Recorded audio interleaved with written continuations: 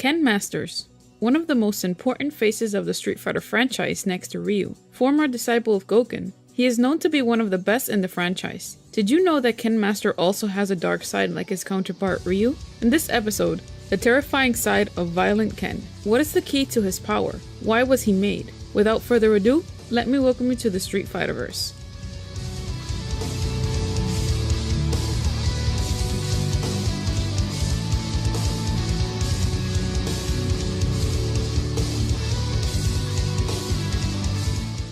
As stated by fandom, Violent Ken is obsessed with power, as all his winning quotes seem to focus on this obsession. His personality is somewhat similar to certain other characters, such as Evil Ryu and Decapre. It is great to point out that the source of Violent Ken's power is based on Psycho Power. This is based on the mind control Bison had over Ken. A common misconception on the source of Violent Ken's power is that it originates from the Orochi power, a fictional power energy from SNK's The King of Fighters series. This is probably due to the purple flames in Violent Ken's Shoryuken, similar to those under the influence of the Riot of the Blood, and the skull pillar at the end of Shimbu Mesatsu. That is also an element shown in some Orochi power users like Rugal, Mature, and Vice. His aggressive and wild behavior is also reminiscent of Orochi Iori, his SNK counterpart in the SNK vs. Capcom series. Evil Ryu's source of power is said to come from the Satsui no Hado, a dark energy-based force described as taking the spirit to kill the opponent to the extreme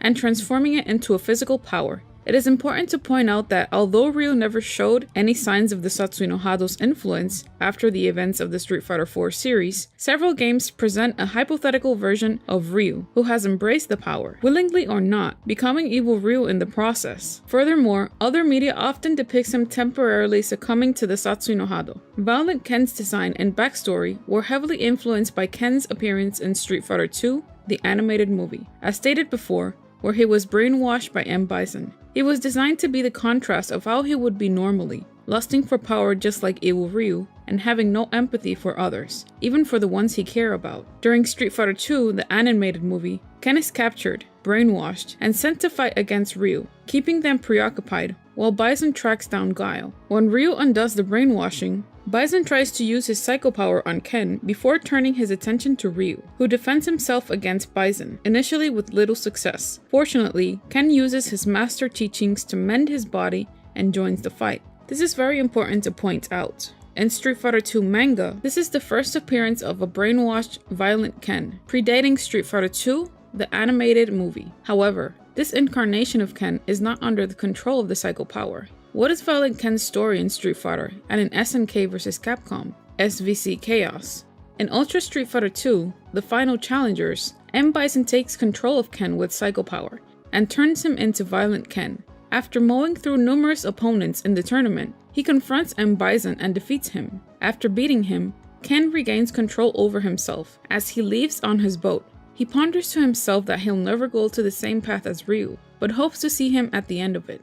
In one of Violent Ken's most amazing crossovers, SNK vs. Capcom SVC Chaos, Ken was being controlled by Shadowloo with Psycho Power. He easily fell to its influence due to his mind getting weaker when he began feeling jealous and impatient to become a better fighter like Ryu, who was surpassing him. Now full of hatred, the Psycho Power enhanced Violent Ken seeks his rival to determine which of them is the strongest, with his flames gaining a purple color. However, when he saw the red headband he gave to Ryu, he returned to his normal self. Regular Ken, while fighting against his violent form in the SVC Chaos, wonders if deep down he desires this. Violent Ken is fought as a sub-boss in the game, with the 7th fight being against either him or Orochi Iori. Both Ken and Violent Ken's ending in the game is almost the same. However, in the beginning of Violent Ken's ending, after the last battle, the evil power that was plaguing Ken lost its hold on him, returning him back to normal. However, after returning home, Ken no longer remembers what happened to him, or what he had done during the duration of his arcade mode story,